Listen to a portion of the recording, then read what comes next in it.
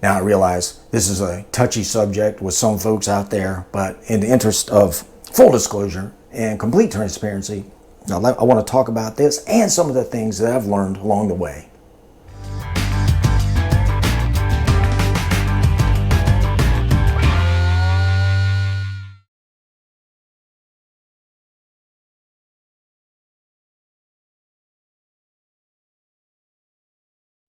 Hey gang, welcome back to Mark's 60 plus fitness journey. Now today I want to talk about testosterone replacement therapy, TRT. Now almost 2 years ago, I started a TRT regimen, and I created a video, published a video a while back regarding that very subject. Now I will link that up here in the corner and in the description, and that basically gives an overview of why I started and some other details. So check that out if you'd like to know more about that. And I would like to say the reason I'm doing this is because I'd like, in the interest of full disclosure and complete transparency about what this 60-year-old guy is doing, I want to present this. And I want to be upfront about it. Now today I'm not going to talk about the TRT regimen in the sense of how I'm feeling, how it's going. I've got another video soon to follow about that, but by and large, it's going great.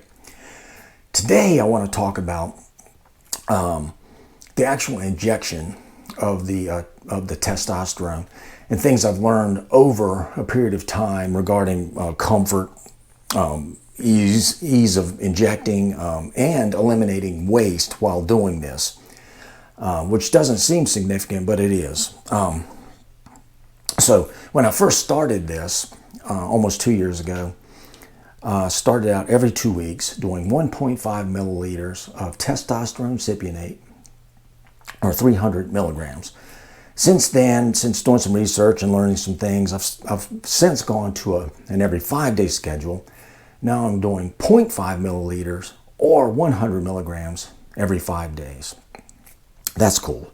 That's one thing I would suggest, is more of a microdosing kind of approach that keeps the peaks and valleys a lot more even. Feel better, works out great.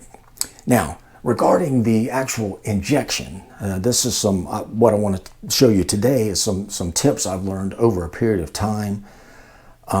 Again, going from once every 2 weeks to once every 5 days, added a couple of little wrinkles. And basically what I wanted to do was reduce the waste while filling the needles and injecting.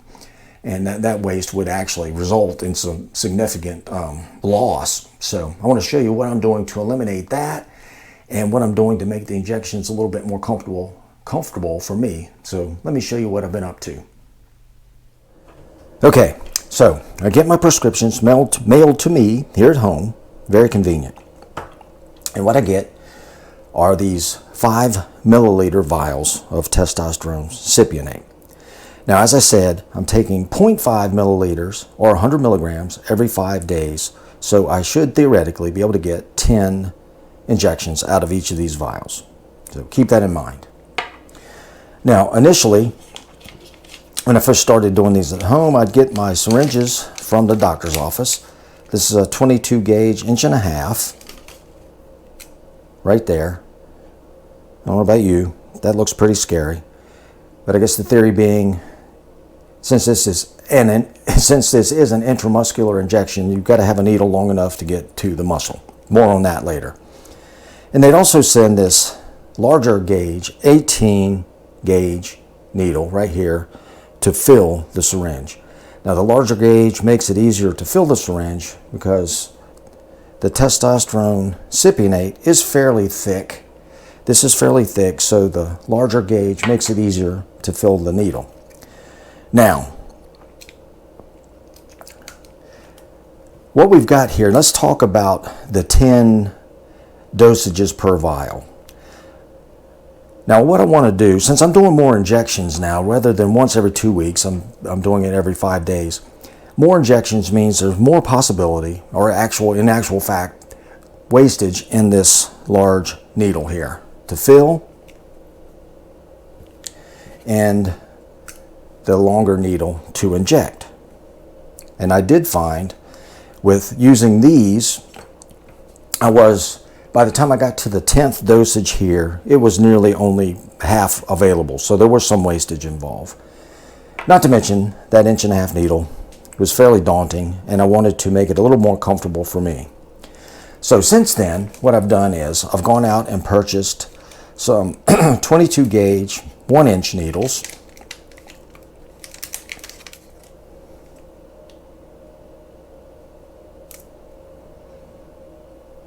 Right there. That's a smaller gauge than 18 and 1 inch.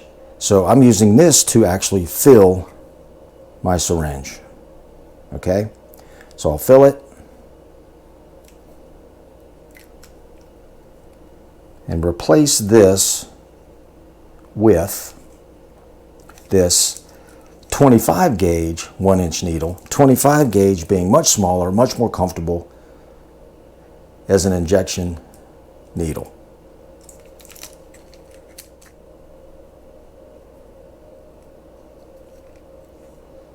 So after I've filled the syringe with the 22 gauge 1-inch, again, just swap this out for the smaller one.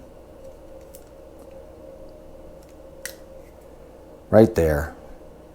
Much more comfortable, much smaller, feels good. Plus, there is significantly less waste using the smaller gauges, shorter needles. And I have found by the time I get to the last dosage now, it is nearly a full dosage if I'm very careful with the filling and whatnot. So to summarize, I've gone from 1.5 inch 22 gauge needle to inject and an 18 gauge 1.5 inch needle to fill the syringe to a 1 inch 25 gauge much more comfortable needle to inject and a 22 gauge 1 inch to fill the syringe, thus eliminating waste and making the injection much more comfortable. Okay, one final point, injection site. Now, I don't want to get into the specifics and details of how to give the injection. That's something you should be taught at your doctor's office from the clinician or the physician so that you know how to properly do the injection. Now, since testosterone is an intramuscular injection, right now there are 3 widely accepted areas to inject. The deltoid, the thigh area, like the mid-outer thigh, or the upper glute, or what's it called, the ventrogluteal muscle, which is my preference, at the top of your, right at the top of your glute on your hip.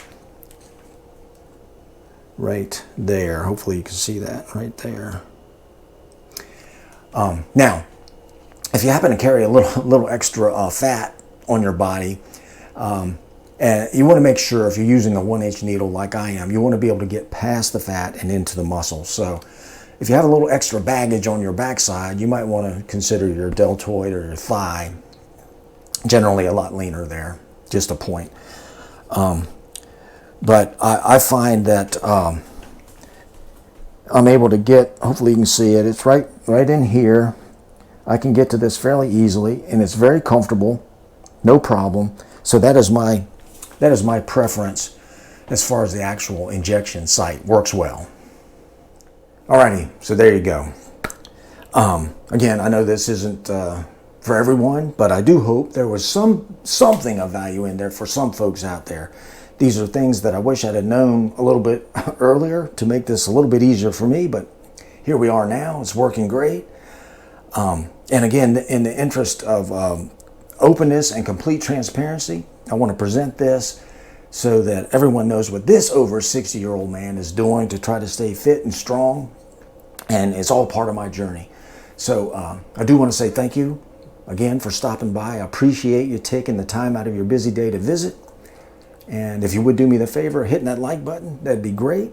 If you haven't already, consider clicking the subscribe button for more content like this about what this over 60-year-old man is doing to stay fit and strong.